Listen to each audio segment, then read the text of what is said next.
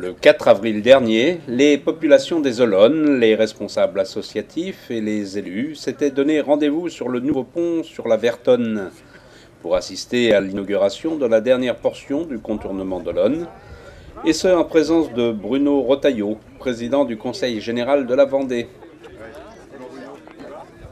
La manifestation avait un petit air de cour d'école, un matin de rentrée. En effet, on pouvait retrouver les nouveaux élus maires, parfois timides, ceux qui rempilaient, et les sortants qui ne renouvelaient pas, appelés, eux, à d'autres destins. Voilà. Alors, la première. Ah, alors là, c'est super. Vous êtes dans l'hôtel? Oui, ah oui. Monsieur le maire.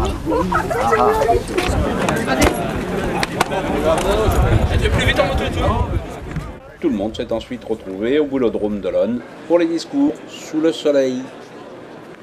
Je voudrais solennellement aujourd'hui remercier le Conseil général de la Vendée de ce moment de joie que constitue l'inauguration du contournement d'Olonne-sur-Mer. Merci. Vous me permettrez d'avoir une pensée pour les familles des victimes d'accidents de la route qui ont malheureusement été fauchés, touchés, blessés dans leur cœur et dans leur corps durant des décennies en attendant patiemment ce contournement. C'est un jour historique pour Olonne-sur-Mer et pour les Olonnais. Historique parce que la sécurité de la traversée du cœur de l'Olonne va pouvoir enfin être mieux assurée. Parce que le contournement de l'Olonne va permettre de donner le top départ des travaux de réaménagement de la traversée de l'Olonne-sur-Mer, qui n'était pas possible tant que nous avions un trafic de transit aussi important, avec des pointes à 15 000 véhicules jour, et avec un trafic de poids lourds qui représente 6% du trafic global. Et donc, ce contournement-là va oxygéner Olonne-sur-Mer.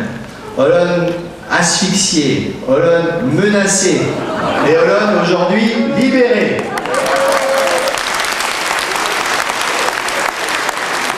Le désenclavement, c'est des radiales, des 2 fois 2 voies qui convergent vers La Roche-sur-Yon, et ces radiales qui sont encadrées par la rocade du Bocage dans l'est extrême, et dans l'ouest, la fameuse qu'on a appelée la route bleue, mais la route bleue c'est plus possible de la faire. C'était la départementale, Jacques Houdin le dirait mieux que moi, 38, elle est trop proche du littoral, impossible. C'est donc qu'on s'est déporté sur les départementales 32.